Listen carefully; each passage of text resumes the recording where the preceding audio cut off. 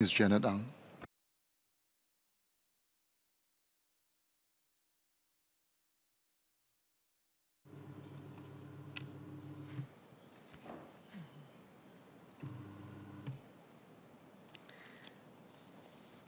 Mr. Speaker, I thank you for the opportunity to join in the debate on the amendment of the carbon tax bill. According to World Bank, a carbon tax reflecting the social cost of carbon is viewed as an essential policy tool to limit carbon emissions. So the increase in carbon prices in Singapore from $5 per CO2 ton to the proposed $25 per CO2 ton from 2024 to 2025, and then to $45 per CO2 ton from 26 to 27, with a further step up to a target range of $50 to $80 per CO2 ton by 2030, sends a strong signal for large emitters, as well as all other companies and Singapore at large, to mitigate their emissions, at least to be in line with Singapore's carbon reduction goals. All of Singapore needs to support the government to do the right thing, and the right thing to do is to price carbon meaningfully so as to motivate decarbonization and reduction of CO2 emission. While the world seems to have come around at COP26 with collective strong intentions to mitigate climate change, the policies and actions taken across countries differ widely. This leads to the challenge of carbon leakage, where companies shift their operations to jurisdictions where there are less stringent rules, taxes on carbon emissions. At this time, Singapore remains the only country in Southeast Asia with a carbon pricing regime in place, and with our carbon price at levels being debated today, we will potentially face the risk of carbon leakage, and Singapore's competitiveness will be impacted. This is especially so as the large emitters are key contributors to Singapore's GDP and Singapore's position as an important node in the global value chain of those industries and their ecosystems. In my speech this afternoon, I would like to tackle three aspects related to the carbon tax: A, the transition framework; B, international carbon credits framework; C, the implementation plan for the rest of Singapore. First, the transition framework. As part of the bill amendment, there will be a transition framework to support companies to move to low-carbon operations.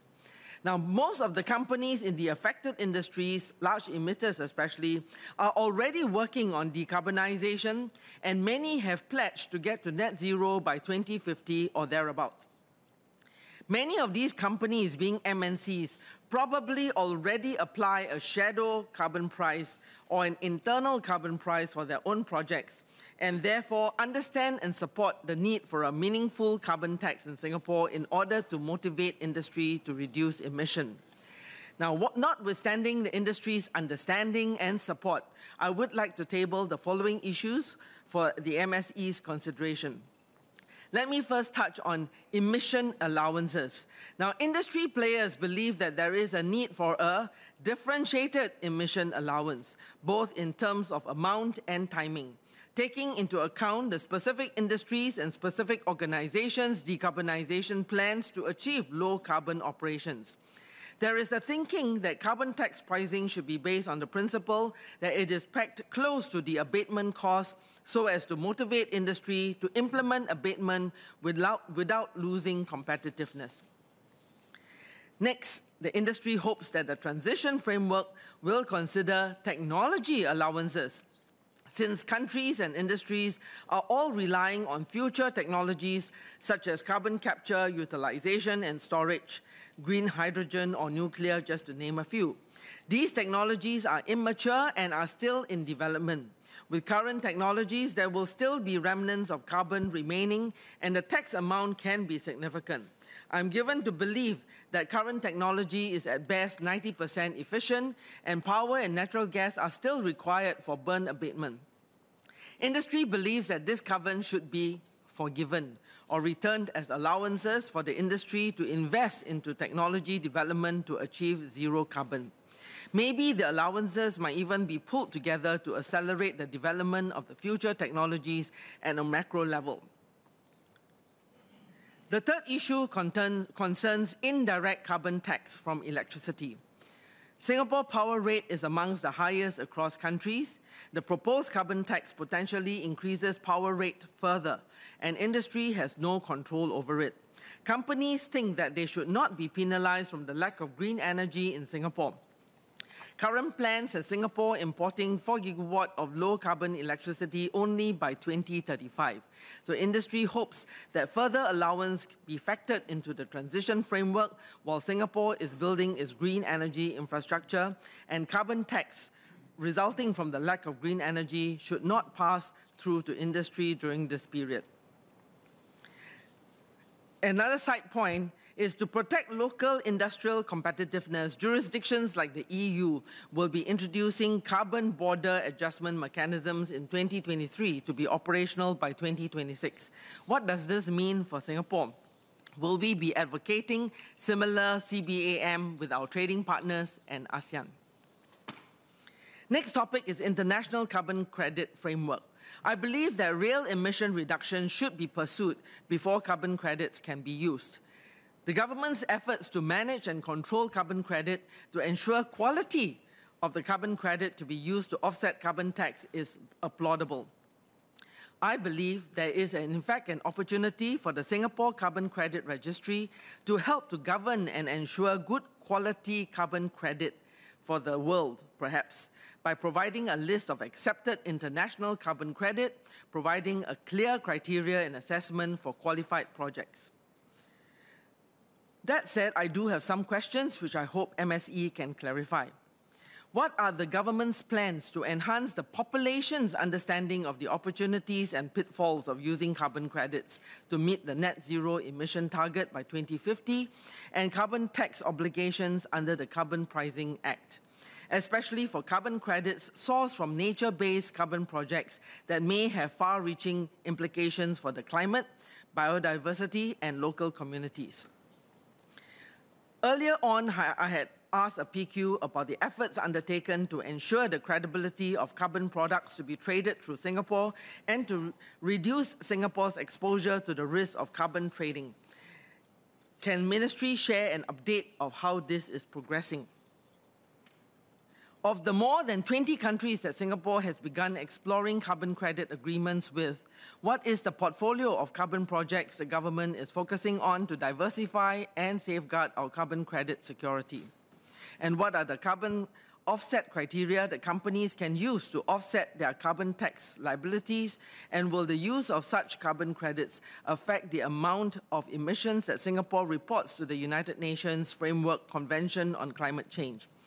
Industry advocates for the government to consider prescribing an appropriate limit for international carbon credit, or FPCC, that can be used to offset carbon tax. From the budget announcement, companies will have the option to use eligible international credits in lieu of paying carbon tax for up to 5% of their taxable emissions from 2024 onwards. Industry feels that this 5% of taxable emission is rather insufficient. For example, a company with high abatement solution will achieve maximum 90% emission reduction limited by the existing technology. So for such a company, only 5% of the remaining 10% can be offset using carbon credit. So what are the reasons why the government is not allowing for a higher than 5% of a company's taxable emissions to be paid for with qualified international carbon credits? The third point, implementation plan for the rest of Singapore. To further cascade the change of behaviors to one of a low-carbon economy, especially with Singapore's updated climate ambitions, what is the government's implementation plan for carbon tax for companies beyond the large emitters? Does the government plan to incentivize individuals even to reduce our individual carbon footprint? I have to confess, I'm still 24 degrees aircon. Now, let me start to wrap up. DPM Lawrence Wong, in a post-budget 2022 panel discussion, said, and I quote, "It is with a combination of these different tools, taxes, incentives, and standards, that Singapore can achieve its net zero ambitions. Moving early will, in fact, give Singapore a first-mover advantage to seize the opportunities that will arise from the new green economy." Unquote. Now, we would have all read in the news that during PM Lee Hsien Loong's recent visit to Australia, Singapore signed a trailblazing green economy agreement with Australia. I understand that several other jurisdictions are also exploring to do the same with us. This is indeed testimony of first mover advantage.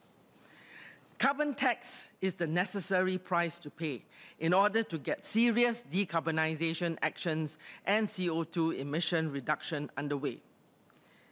At the same time, however, carbon tax is an evolving issue globally, and we need to be able to be agile and adaptable in order to respond to global trends. It is therefore unwise to be over-prescriptive in our laws at this stage. And it is also, in my opinion, unwise to have to share everything, all details and full disclosure, because I think we have to draw a line between being transparent and being transparent and getting everyone to be accountable, versus, showing everything, because that's going to not be practical in the first place, and secondly, there is competitiveness for companies at stake. Now, I am encouraged to see that it is built into the bill amendment, a sensible, practical transition framework for allowances to balance our competitiveness, even as we green our way forward with a tool set of targeted policies, regulations, fiscal incentives, and taxes, as is the subject of our debate today. It is imperative that we don't throw the baby out with the bathwater. Our competitiveness cannot be taken for granted, as our economy and jobs are dependent on our attractiveness as a location for investments. Climate change is a crisis of the same scale as COVID, even as it is different. For me, I would liken climate change is like the frog in the water in a pot over a slow, slimmering flame of ashes. It has been cooking for a long time, and act together now we must to jump out of that pot. I am confident that Singapore can emerge very well, just as we did from COVID, and just as our pioneers did after separation from Malaysia, because our people, our businesses, and our government work hand in our unique tripartite relationship to seize the first mover advantage to transition to a green economy. Notwithstanding my clarifications, I support the carbon tax bill amendment. Thank you.